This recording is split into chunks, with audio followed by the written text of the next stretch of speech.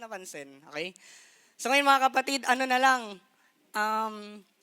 23, 24, 25. 3 days na lang, and talagang sineselebrate na po natin ang Kapaskuhan, no? And then, mga kapatid, ito pong mensahe natin na maririnig ay talagang may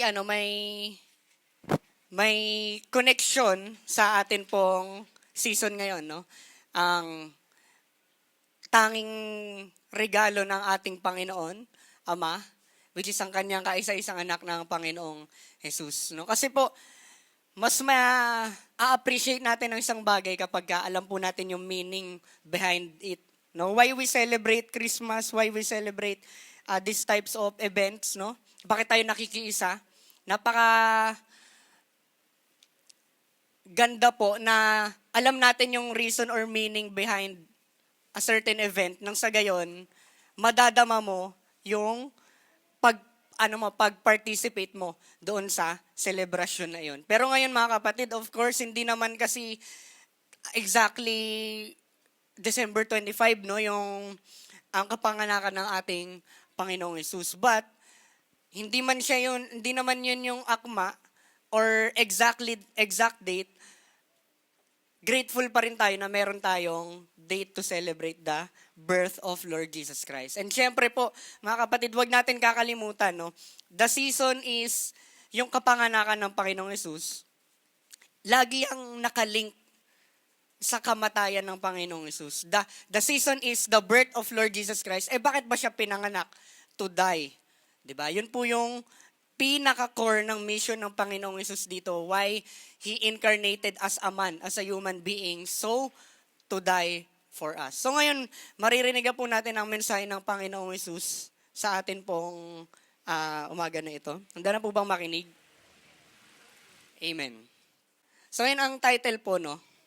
Okay? We're more than just considered. Pwede po bang basahin natin sabay-sabay? 1, 2, 3, go. Okay. Dahil nalaman na po natin yung title, mag-pray po muna tayo. Panginoon, maraming salamat po sa umagang ito na kami po ay ginabayan po ninyo papunta po ng inyo pong simbahan ng assembleya na ito. Salamat po dahil patuloy po kami binibigyan ng desire na makilala ka pa at i-reveal niyo po yung inyong sarili sa amin. Binibigyan niyo rin po kami, Panginoon, ng inyo pong grasya sa pang-araw-araw, Lord God. Salamat po sa patuloy po ninyong pagbibigay sa amin, Panginoon, ng inyo pong presensya, Panginoon. We are always grateful, Panginoon, that we have received the Holy Spirit on our lives. Maraming salamat sa mensahe rin po na amin pong mapapakinggan. Nawa ikaw lamang pong mapapurihan, maitaas, Panginoon, madakila. And gamitin niyo lamang po ako, Panginoon, bilang mensahero to deliver this message, Panginoon. At ikaw po, Panginoon, ang maging matibay, Panginoon, na pundasyon po ng bawat isa. Handa niyo po yung amin pong mga puso, Panginoon, sa amin pong mga maririnig. Ikaw lamang po ang aming panalangin sa pangalan niyo po, aming Diyos, Panginoong Hesus. Amen. Okay. So, we're more than just considered. Sa Tagalog, tayo ay hindi lang kinonsidera. More than pa pala sa pagkokonsidera. Amen? We are more than just considered. At yung makikita po natin dyan na picture, merong rose, no? Kasi talagang kinonect natin yung praise and worship song po natin kanina na above all, no? Kasi po ako nung 2018, 2019 that I am on the praise and worship team, hindi ko po ganun kalalim na nadadive yung mga kanta na kinakanta po namin, na tinutugtog po namin. But praise the Lord, no? Ang kanyang binago po ang kanyang lingkod nang sa gayon, whenever we are singing, no, the lyrics talaga will define the message na pinoportray niya sa bawat isa sa atin. 'Di ba? Kasi nga hindi lang naman ang reality po, hindi naman yung tunog Hindi naman yung tunog, hindi naman yung ambience. Kung meron man tayong lighting dito sa church, may fog machine pa tayo dito or whatsoever, may keyboard pa tayo, no? Hindi naman po yung tunog yung nakakapagpukaw ng atin pong mga damdamin, bagkus yung mensahe, yung lyrics po ng atin pong kinakanta. Kaya nga po sabi doon, no, like a rose trampled on the ground, you took the fall and thought of me above all. No, napaka-wonderful na lyrics po yun. Praise be to the Lord sa writer po ng kantang Above All. No? And when we say po kasi trampled, hindi lang siya yung forsaken na rose. No? Yung ano na to, yung image na to, pwede natin to makita sa ano eh, sa kapag ka may lalaki nanliligaw tapos binigyan ng rose tapos iniwan lang yung rose sa basurahan or hindi niya tinanggap yung rose or yung flowers, no? Like forsaken rose lang yon. Pero po mga kapatid, hindi lang po basta forsaken rose na hindi basta tinanggap nung receiver, kundi yung pinoportray ng kantang Above All, forsaken, damaged, destroyed, trampled, tinapak-tapakan ng mga rose. And then nasabi ko rin po sa praise and worship team nung una, ang petals po ng mga roses ay fragile and delicate. 'Di ba? Konting sagi mo lang diyan, pwedeng matapyas yung isang petals. That is how fragile and vulnerable ng isa pong rose. Okay, so ngayon, I can't wait para po i-deliver na itong message na ito. Ito po yung unang word. Definition of terms po muna tayo palagi. Okay? Kasi bago tayo maintindihan, ano muna yung mga words na atin pong tinatalakay. So, ang word na considered, adjective po pala siya, pang-uri. Having been thought about carefully. Okay? Pinag-isipan ka ng mabuti. Highly regarded. Ano pag sinabi natin highly regarded? Ikaw yung nilagay niya sa kataas-taasan ng kanyang mga priorities, ikaw yung nilagay niya sa kataas-taasan above anything else. Or has been carefully evaluated. Okay? So, pwede nating sabihin, use considered in a sentence like this. Okay? Pwede natin sabihin na, upon making this decision, I considered this person. Upon making this decision, I considered the events or the impact of my behavior. Diba? So ngayon nakikita natin, adjective siya, pang-uri. Okay? Pwede natin yan sabihin sa bawat isa. Pagka tinuro natin yung bawat isa, you are considered. Okay? Pang-uri iyon. Kinonsider ka. You are considered. Ngayon, eto namang considerate. Okay? Kasi itong considered para sa ibang tao. Okay? You are considered. O pwede rin naman nating I am considered by someone. Okay? Pero po itong considerate na word, sa atin po ito. Okay? Kasi ang tawag po sa taong nagko-consider ng mga bagay-bagay, that person is considerate. Okay? Adjective din siya, pang-uri, careful not to cause inconvenience or hurt to others. Or kind and thoughtful person. Okay, nag-gets mo natin. If you are a considerate person, careful ka na hindi mo masasaktan yung ibang tao at careful ka na hindi ka makakakos ng harm sa kanila. Nag-gets na po natin? That is how to be a considerate person. No? You are kind and thoughtful person. Okay? So ngayon, lagi mong iniisip yung kahihinatnan ng mga actions po natin. Okay? Ito. Kasi mga kapatid, yung considered na word sa Tagalog, para po mas magets natin, ang Tagalog po ng considered ay isinasaalang-alang. Okay? Isinasaalang-alang kita. Or isinasaalang-alang ko to bago ako kumilos. Mga ganon. Kapag ka naman natin sinabing considerate, maaalalahanin or taong may malasakit. Kasi wala namang word na mapagsaalang-alang. Wala pong word na gayon. Kaya ang most likely word na ginagamit is kung ang tao ay considerate person, maalalahanin siya, thoughtful siya, at may malasakit. The highest form of love is agape or unconditional love. Alam na alam po natin yan, okay? Wala na po makakahigit pa sa agape, sa unconditional love na pinahiwatig po sa atin at ginawa ng Panginoong Jesus. And the highest form of love is agape. And one po yan. And one of the best way to show it is in the form of consideration. Tatlo na yung words natin sa definition of terms. Considered, considerate, at consideration. Kapag po sinabi natin consideration, ito na yung act. Okay? Ito na yung act of being a considerate. Okay?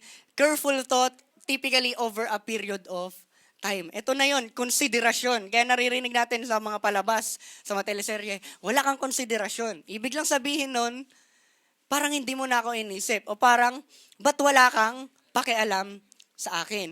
At sa kasukdulan po nito, ang word na consideration sa Tagalog ay pagsasaalang-alang. Okay? Yun na yung pinaka-noun niya. Kasi yung nauna, adjective eh. Pagsasaalang-alang, yung considered naman, if you are being considered, isinaalang-alang ka.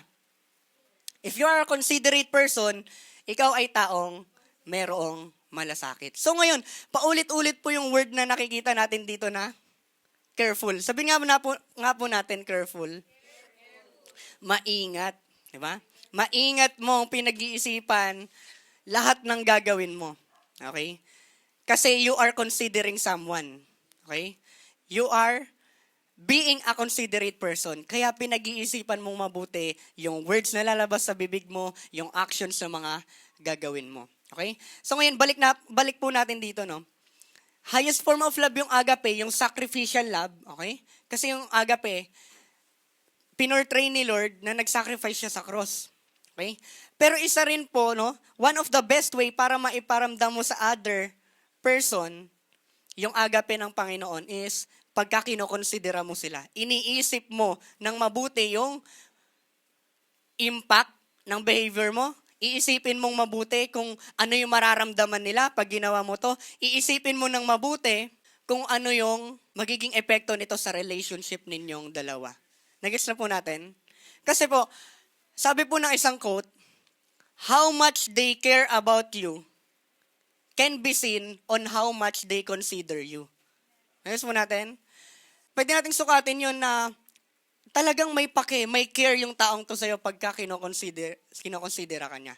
When was the last time you made a decision while fully considering its impact on someone else? No? If meron po tayong major na mga decision making sa buhay nitong mga nakaraan or no nakaraan pa pong mga taon, talaga pang umupo po tayo, no? Pinag-isipan nating mabuti, ano kaya magiging impact nito? No? Una sa akin, ano yung magiging impact nito pagka ginawa ko to? Pangalawa, ano yung magiging impact nito sa mga tao sa paligid ko? And most importantly, ano yung magiging impact nito sa relationship namin ng Panginoon if I do this? Di ba? Kasi po napakahalaga po na careful tayo. Yun nga yung nature ng pagiging considerate. Careful mong, maingat mong pinag-iisipan yung gagawin mo bago mo ito gawin. Kasi ito pong impact, di ba? Yung impact po na word, neutral yan. It can be positive impact or negative impact. So, dapat nating pag-isipan kasi hindi po natin alam whether positive or negative yung magiging kahihinatnan. No? Parang, ito pa yung isang tanong. How often, gaano po tayo kadalas na nagpo-post muna tayo? Okay, self, wag ka muna magmadali. Post muna tayo. Bago mo gawin to, bago mo sabihin to, post ka muna. Ano yung magiging epekto nito? Ano yung mararamdaman ng taong ito if I did this? If I do this? Di ba? Like, iisipin mo yung feelings nila, yung pangangailangan nila, at yung perspective nila. Kaya po maraming mga relasyon ang nasisira kasi wala pong konsiderasyon na ang isa sa kanila. Sadly po. So ngayon, sabi po, nakita ko po ito sa Pinterest image. Sabi dyan, impulsive decision, difficult to reverse. Di ba? Impulsive, ang Tagalog po na impulsive, padalos-dalos. Or yung decision na hindi na pag-isipan, difficult na po to reverse, hindi na maibabalik. Okay? Sabi nga po sa purposive communication namin nung first year ako, ang words daw po natin, isa sa mga prinsipyo ng mga words is this. Ano po siya, irreversible po siya. 'Di ba sa Messenger pwede po tayong mag-unsend ng mga messages pag nagkamali tayo, pag na-typo tayo. Meron na nga rin pong edit eh. Edit message sa Messenger. Pero po in real life, kapag po na bigkas mo na 'yan, you cannot reverse it anymore. Nasabi mo na 'yan. At you will be held accountable kasi narinig yan ng Panginoon. Naalala ko po yung verse na sinasabi niya, wala pong words ang makaligtaan ng Panginoon. Haharap po tayo sa Panginoon in Judgment Day. And He will replay all the words that we have said. Kaya po sabi po ng Proverbs 13:16, wise people, ang mga taong matatalino, think before they act. Fools don't.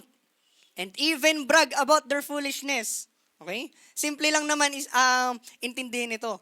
Kapag ka ang tao matalino, pag-iisipan na mabuti ang kanyang gagawin, pero ang mga mangmang daw, hindi na. Ngayon, hindi na nga niya dapat ginagawa, pinagmamalaki niya pa. They even brag about their foolishness. Kaya po mga kapatid, balikan natin ito, no? Consider the impact. Consider ano bang mangyayari pagka ito ay aking ginawa, pagka ito sinabi ko, di ba? Kasi mahirap nang i-reverse ang isang action or isang word. So we must be carefully thinking about the future. Sabi nga po ng isang pastor, dapat 10 steps ahead ka palagi. No, hindi lang 1. 10 steps ahead ka palagi. May mga possibility or scenarios na sa isip mo before you act. And sabi rin po ng Philippians 2:3-4, no? Kasi ito po 'yon. Etong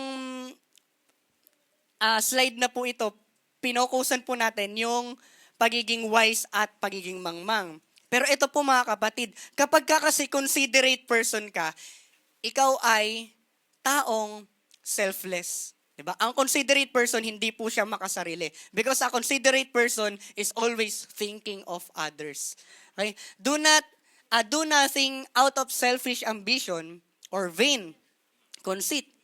Sa Tagalog, huwag kang gagawa ng selfish lang or mga bagay na wala namang katuturan. Rather, in humility, in kababaan, value others above yourself. Pahalagahan mo sila above yourself. Not looking to your own interests. Wow! Grabe yun, di ba? Kasi bilang tao, talaga may tendency talaga po tayo na, may sentence tayo na ganito eh. Paano naman ako? Di ba? Have we ever said that phrase? Paano naman ako? Di ba? Ba't parang wala nang natitira sa akin? Ba't parang ako lagi umiintindi? Yeah? Paano naman ako? Pero po sinasabi po ng verse na ito, value others above yourselves, not looking to your own interests, but each of you to the interests of the others. Okay? Ang taong considerate, again, ay taong selfless. Okay? The moment that you are thinking of a person bago ka mag-act, lagi mo nang iniisip yung kanyang mararamdaman. Lalong-lalo na po mga kapatid sa mga mag-asawa.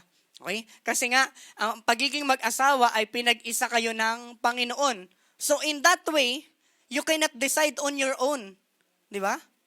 Hindi ka na pwedeng mag-decide ng mga bagay-bagay nang ikaw lang mag-isa. You will consider, you will regard your partner in every circumstance. Di ba? Kasi yung mga decision mo, decision niya na rin. Yung decision niya, decision mo na rin. You are one in the Lord Jesus Christ. Okay? So ngayon, naalala po ba na, ewan ko po kung may na-experience tayo na ganito, no? Ito yung sa Tiangge. Sa Tiangge, ayan, talagang daming mga laruan. Kasi po ngayon, pa-modern na po tayo ng pa-modern, ang talagang nagiging primary entertainment na po ng mga kabataan is gadget po talaga. Pero kami kasi, ako 2005 po ko pinanganak. Around 2011, 2012, 2013, yan po yung early childhood ko. And wala pa naman talaga kaming ganun na gadget. Ang amin pong form ng entertainment ay mga laruan, no? Yung mga toys na ito. Mabibili sa Tiangge, mabibili sa mga Toy Kingdom, ganun. Pero po eto yan. Bakit ko yan nilagay dyan? Una po kasi natin naramdaman yung consideration sa atin pong mga magulang. Okay? Hindi po natin yun alam. Unaware po tayo no, ng mga bata tayo na considerate pala ang mga magulang natin sa atin. In this cute and simple way. Bakit? Napadaan yung magulang mo. Uy, alam ko magugustuhan to ng anak ko. Bibilhin ko to sa kanya. Uy, alam ko paborito to ng anak ko. Bibilhin ko to sa kanya. Uy, ano kaya mararamdaman niya pag nakita niya to? Sigurado ko magugustuhan, matutuwa siya dito. Nakita niyo po yung consideration doon? Simple and acute way lang. 'Di ba? You are thinking of your children sa pagbili ng isang laruan na ito. Or pwede naman sabihin natin mga pagkain sa daan, 'di ba?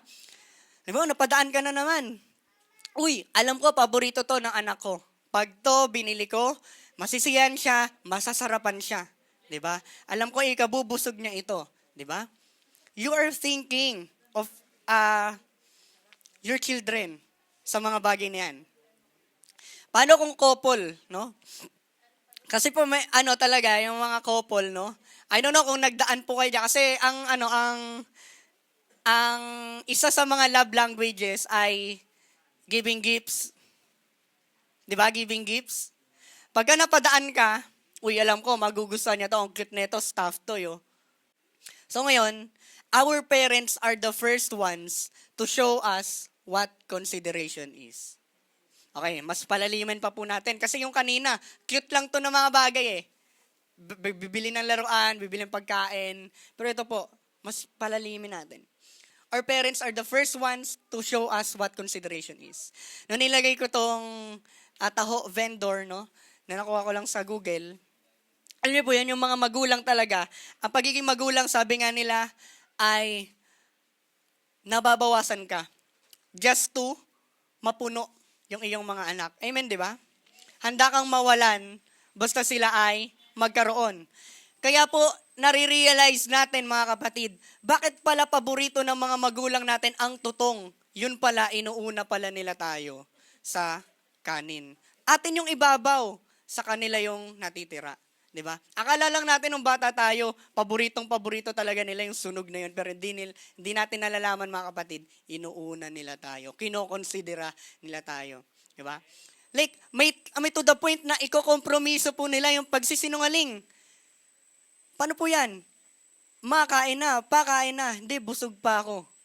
'Di ba? Bilang magulang, mararanasan mong magsinungaling just to put first your children above yourself. Diba? At talagang hangang-hanga po tayo mga Pilipino sa kapwa nating mga Pilipino na masisipag sa kanila pong pagtatrabaho, no? Trabahong marangal. Ito po mga kapatid, wag po natin gagayahin. Dapat sa mga youth ito eh. Pero kung ito po maput sa YouTube, okay lang din. Kasi po nung grade 8 ako, natuto talaga akong sumobra ng tusok sa street food. Opo, halimbawa, 20 pesos, 7 piraso na yun ng atay, pritong atay. Ang daming tumutusok. Nung grade 8 po ako nito, talagang hindi lang 7 pieces, mababa sa akin 12 pieces. Sobra na ako ng 5. No? So, tuwan-tuwa pa ako nun, pinagmamalaki ko pa na, uy pre, ako busog ako, 20 lang nagastos ko, ganito, ganyan. Pero po, eto na-realize ko talaga eh. Nung na-realize ko to, pina-realize sa akin ng Panginoon. Later on, nung mas naging mature pa po ako, sabi ko ito. Sabi ko, grabe pala no, sila, nakikipaglaban sila ng patas. Tapos ako mandaraya. 'Di ba? Sino ba gustong madaya? Of course, wala. Ang sakit lang isipin na, malay mo, alam niya na tumutusok ka ng marami pero hinahayaan ka niya. Iniisip ka niya, malay mo, sige, siguro gutom na gutom tong batang to. Sige, I will let him damihan yung tusok. Pero grabe po eh. These vendors, talaga, hardworking na mga kababayan po natin, patas sila makipaglaban kasi meron po silang pinaglalaban sa loob ng kanilang tahanan, which is yung kanilang mga pamilya. Di ba? Like, gigising na maaga, ano mang type ng trabaho yan, luto man yan, or yung yung magtataho. Siyempre, iinitin niya yan, no? Lulutuin niya yung taho. And then ito po, na-amaze po ako nung kasagsagan po ng jeepney phase out. Talagang sinasabi ng mga tao, ng mga kababayan natin, no to jeepney phase out. No, kasi naaawa sila sa atin pong mga kababayang mga jeepney driver. Pansinin po natin ito. 6 na mga anak niya, napagtapos niya po ng pag-aaral. May story po ito sa Facebook. May caption po yan na mahaba. 6 na mga anak niya napagtapos niya ng kolehiyo sa pagmamaneho ng jeep. Diba? Ulitin nga po natin, basahin nga po natin sabay-sabay. 1, 2, 3, go.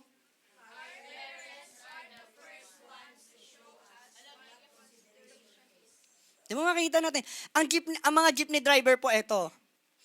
Wala pa po akong nakitang jeepney driver na bumaba para umihi. May nakita na po ba kayong ganun?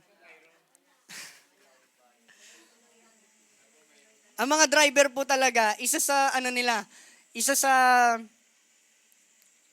sa pagiging driver nila is maybe tinitiis nila yung kapunuan ng kanilang pantog. Kasi, iba dyan late na. Iba dyan nagmamadali na. Alam niyo po yung pagpapagas ng mga jeepney driver, yun na lang yung palugit nila sa atin. Eh syempre, kung di ako magpapagas, di rin kayo makapunta doon. Pero po, wala po akong nakitang jeepney driver na umihi. Iniisip ng jeepney driver yung kita, yung oras. Even yung pag-ihi nila, ikinokonsidera po nila. Sayang yung oras, no? Kasi sa 30 segundo na pag-ihi ko, naka ilang distansya na ako noon. Baka may datnan akong mga pasahero. Pero po, kidding aside, no? Napaka-amazing po ng picture na ito. Kasi po, sa society natin, no? Sa society natin, ang mga kabataan, pinipili na pong magtrabaho ng maaga kasi they want to help their parents to umahon sa kahirapan. Diba? Pero po, napakagandang isipin na meron pong mga magulang na iisipin yung kanilang mga anak above themselves, no? Nasasabihin nila, anak, kaya ko to. Diba? Huwag kang magtatrabaho, ako ang magtatrabaho. Hindi ikaw yung magpo-provide, ako yung magpo-provide. Di ba? Hindi nyo responsibilidad na pakainin yung inyong mga sarili, responsibilidad ko ito. Di ba? May mga magulang po na napaka-selfless in their nature. Okay? Siguro po, eto, sabihin natin nung unang gumraduate itong kanyang anak, naka-display pa sa kanyang jeep. Tuwan-tuwa na siya. Paano kung nasundan ng pangalawa, pangatlo, pang-apat, pang-5, at yung bunso? Diba? Malaking karangalan sa magulang na makakapagtapos ang kanila pong mga anak at magkaroon ng magandang buhay. Diba? Kasi po ito yun eh. Yung mga pure na mga magulang, hindi naman yan ganito eh. O sige, mag-aral ka. Tapos yung pagka ikaw ay nagtrabaho, kabig namin yan lahat, amin lahat ng sahod. Hindi naman sila ganun eh. Sa sobrang selfless po ng mga magulang, they want to help you succeed in life for your own. Hindi mo kami top priority. Diba? Kung bibigyan mo kami out of love, tatanggapin namin iyan. Diba? We first experience to be valued, pahalagahan, to be cared of, pagmalasakitan, and to be considered by our parents. Indeed, parents are selfless, no? Sa kanila po natin unang naramdaman. Bata man tayo, no? Yung isang bata, kapag ka naisip niya na pinahalagan siya ng magulang niya, advance yung bata na iyon. Di ba? Unaware po kasi yung karamihan sa atin nung tayo bata-bata about this very fact. So ngayon, do we take the time to appreciate the countless ways our parents have shown us consideration? No? Na-appreciate ba natin yung countless talaga, as in countless, araw-araw, minu-minuto, no? Na sila po ay nagiging considerate sa atin. Paano po kaya natin sila na-appreciate? At makakalungkot pa nga po, countless ways po nila na ipakita that they are considerate sa atin. Countless ways po nilang naipadama that we are valued, pero po, they are undervalued. May mga magulang na kinalimutan na ng anak.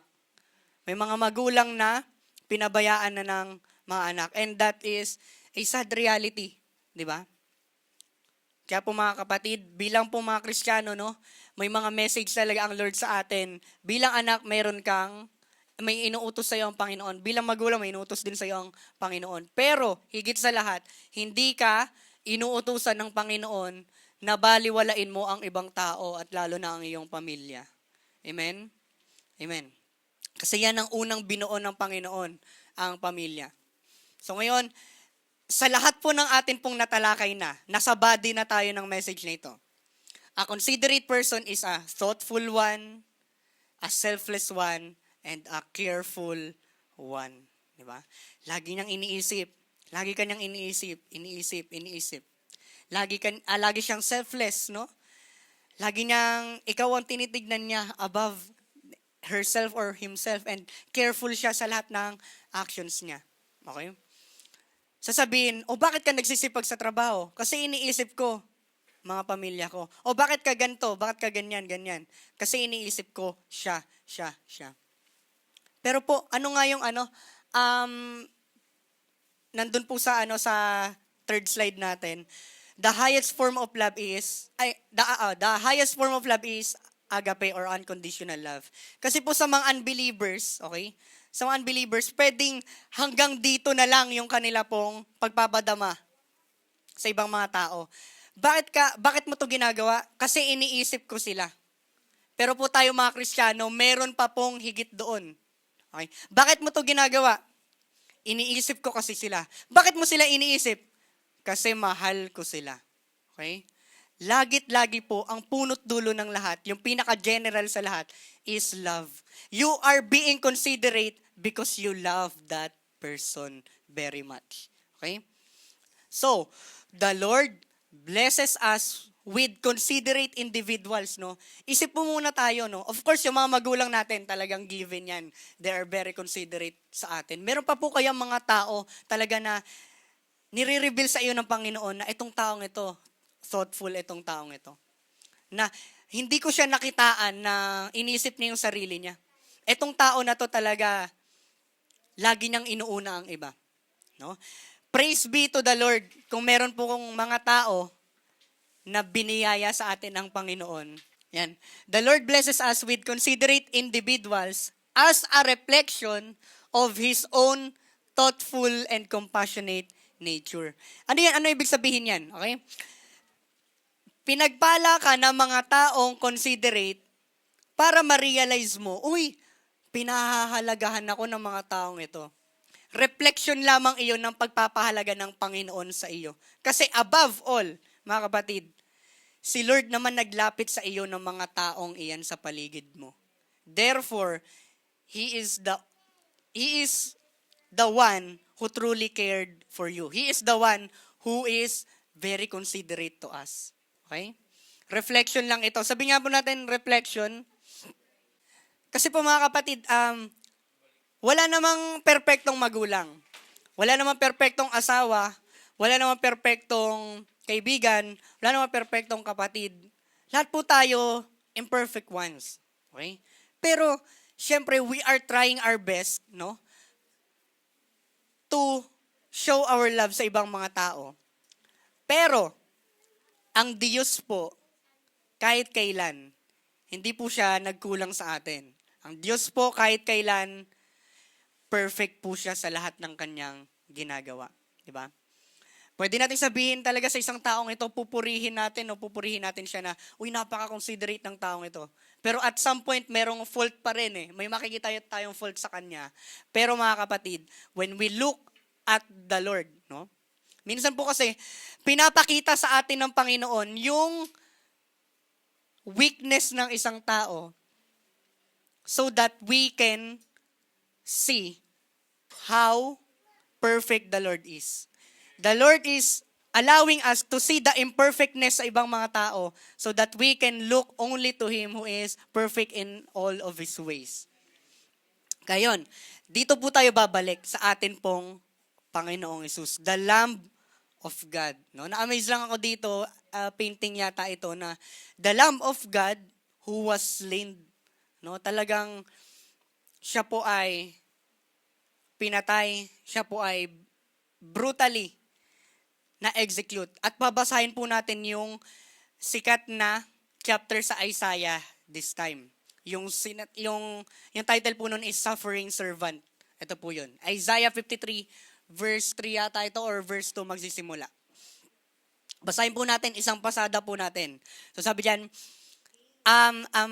si Lord po yung yung pinapatukuyan dito. Okay? So pwede po bang natin, salit-salita natin. Ako po muna and then kayo sa next page. Okay? He was despised and rejected. A man of sorrows, acquainted with deepest grief. We turned our backs on him and looked the other way. He was despised and we did not care.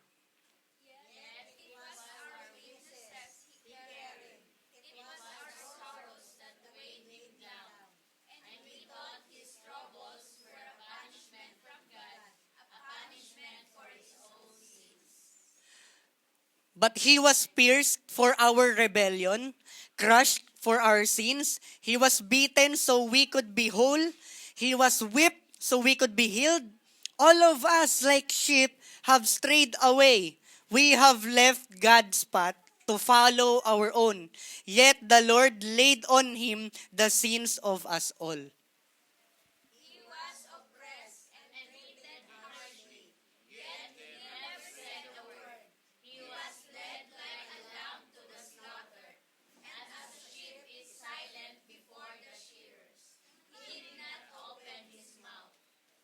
Unjustly condemned, he was led away. No one cared that he died without descendants, that his life was cut short in midstream, but he was struck down for the rebellion of my people.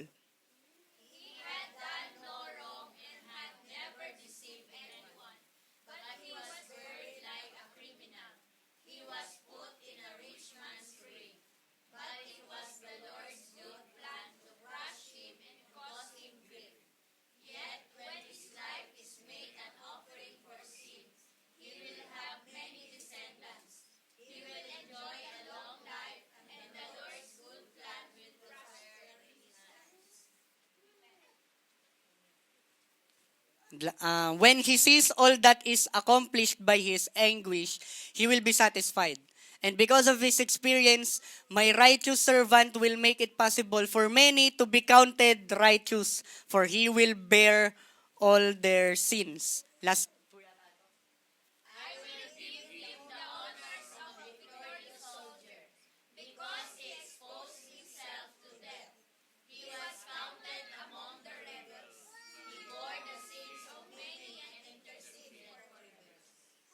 Okay?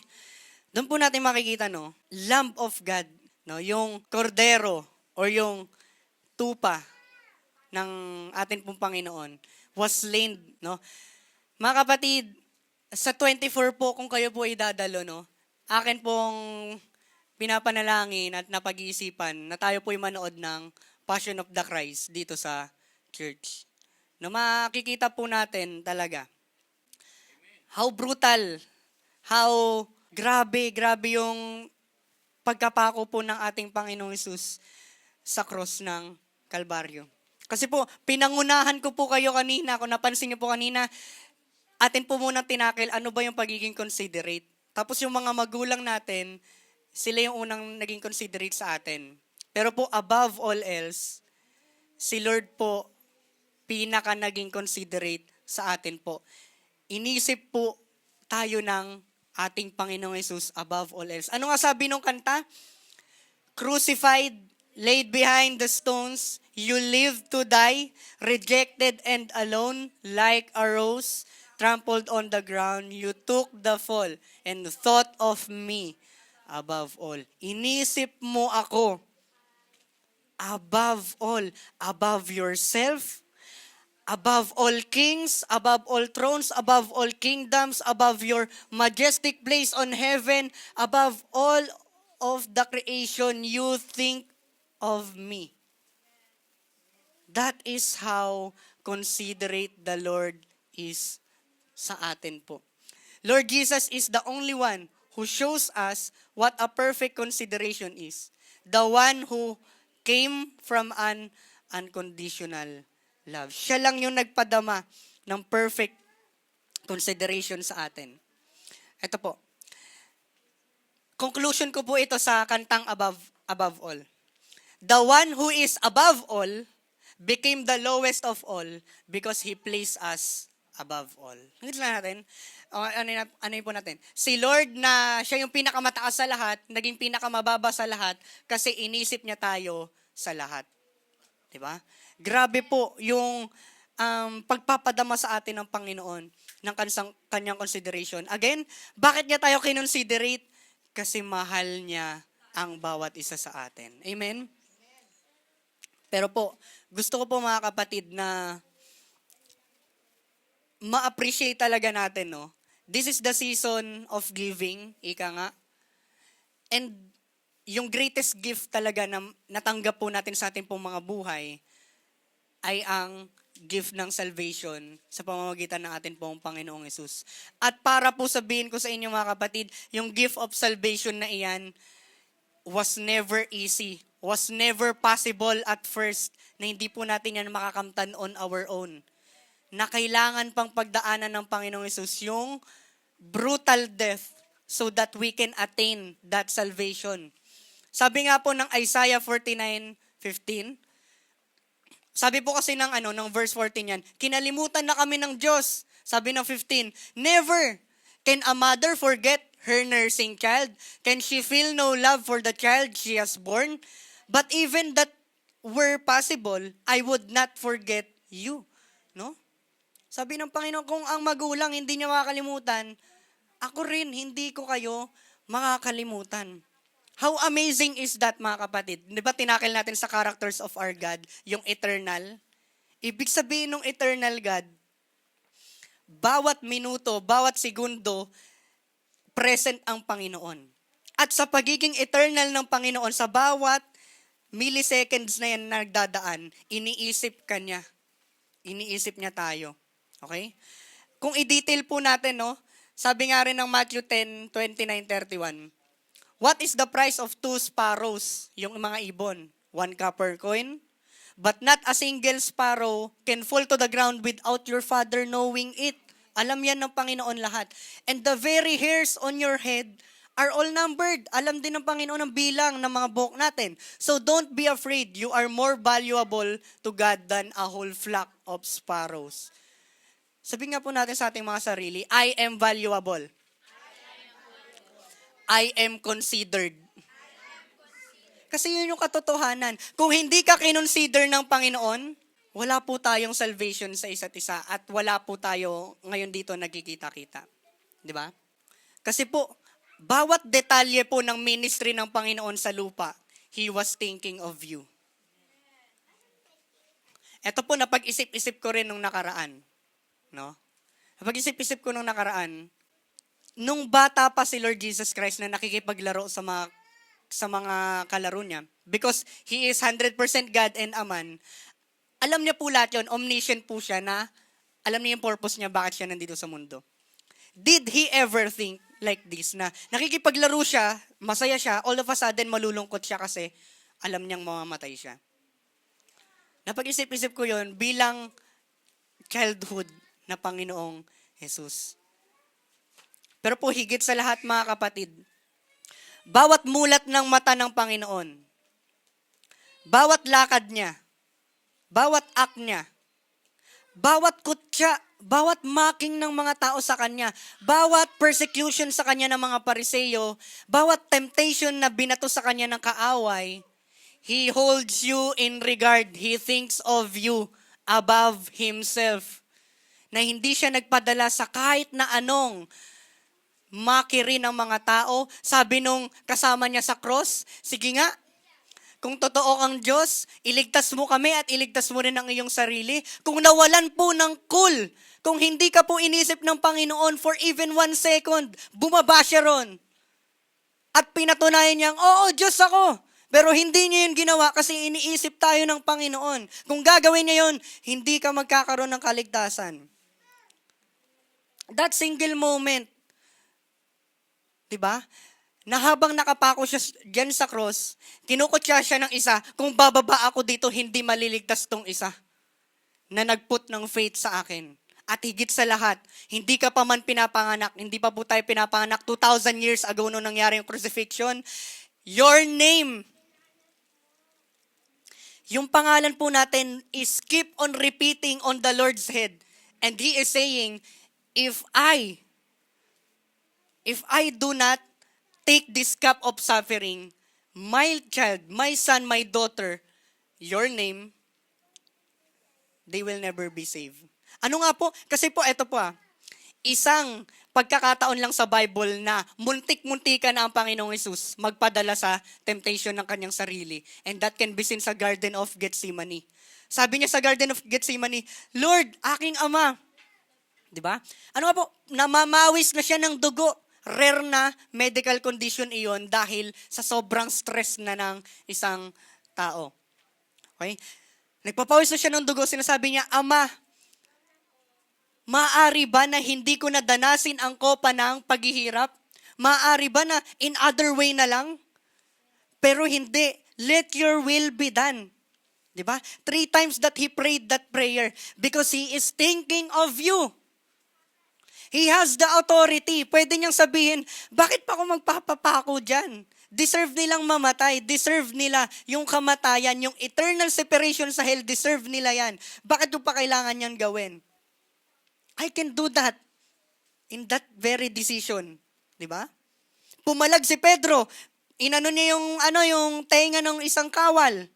Pwede nang matempt si Lord Jesus na lumaban na rin. Pero sabi niya, Pedro, alam mo ba sa isang finger, tip ko lang, magpapadala ako ng maraming anghel para iligtas ako sa crucifixion. Pero hindi ko yan gagawin. Kasi I am obeying the Father and I am thinking of you. Amen? Wala na pong perfect pa na consideration sa consideration ng atin pong Panginoong Hesus. Careful, di ba? Pinag-iisipan niyang mabuti.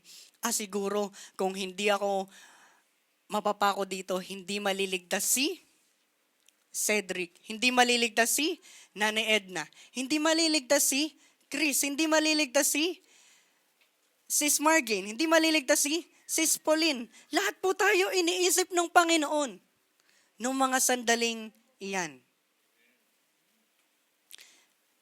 You are very valuable sa Panginoon. He never forgets about you. Amen? Kaya nga lang po, kung tayo kinonsidera ng Panginoon above Himself, natatagpuan po natin yung mga sarili nating inconsiderate sa ating Panginoon. It was sin that led Lord Jesus Christ to His brutal death. And yet, here we are, sitting and partaking with sin itself, the very cause of His suffering. No? Ang Panginoon, kinonsidera Kanya sa lahat ng bagay. Yung kasalanan, yung nagpanail sa Kanya sa cross. And then, eto tayo, makikita tayo ng Panginoon, nag-e-enjoy sa kasalanan. How dare we? How dare us? No? How dare us na makipaglaro, na enjoyin yung kasalanan, yung kasalanan ngayong tinalo niya doon sa krus ng Kalbaryo. The Lord is considerate to us, but we are very inconsiderate to the Lord. How dare we to take sin lightly? Binababa natin yung sin if it is the very sin that caused Lord Jesus to lose the Father's presence when He cried out, Ama, Ama, why have you forsaken me? Nasabi po yun ng Panginoon kasi punong-puno na siya ng kasalanan natin pong mga pinili niya. Na sa sobrang dami at overwhelming ng kasalanan na bumabalot sa kanyang katawan, hindi niya na po magkita yung glory at purity ng Ama. The Lord of all felt forsaken, felt trampled on the ground because of sin. And yet, here we are taking sin lightly. Amen? Mabigat po ito. mga kapatid, nawa po, this very fact lamang,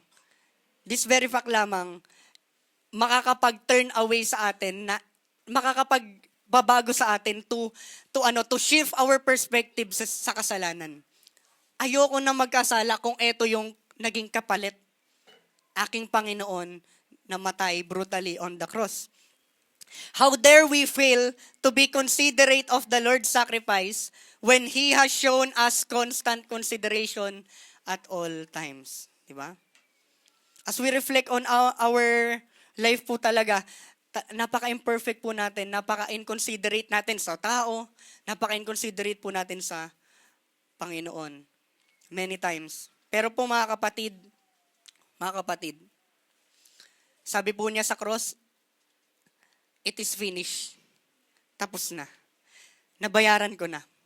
And then it is for us now to confess, to go back to the Lord, ask for forgiveness. No? This reality na pinapaunawa sa atin ng Panginoon. No?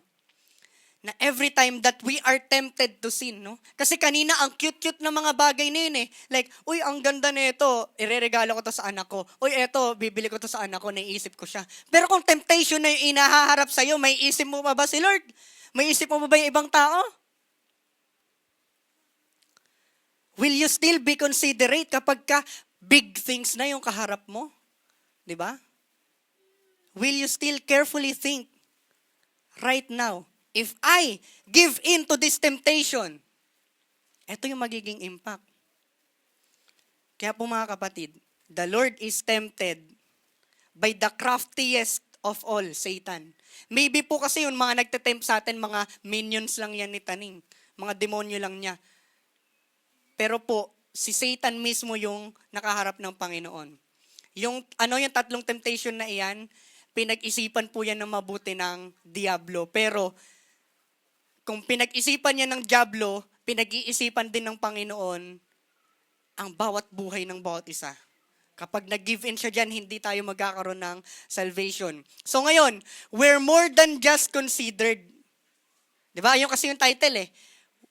We're more than just considered. In fact, we are loved.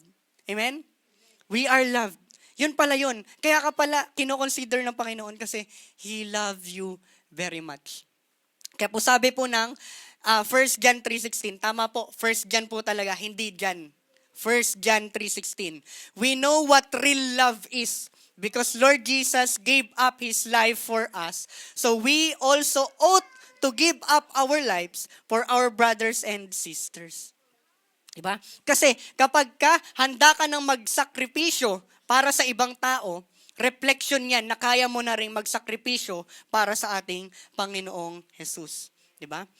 If you love me, keep my commandments, and love your neighbors as yourself. Diba? Kaya, yun po yung message sa atin ng Panginoon sa linggong ito. At tayo po'y tumayo and talagang awitin po natin muli yung above all, no? Ngayon, naiisip na po natin, ganito pala kalala. Ganito pala kabigat yung kasalanan. Na yung Diyos na mga Diyos, hari na mga hari. He was forsaken. Kinutya po siya pero tikom po yung kanyang bibig.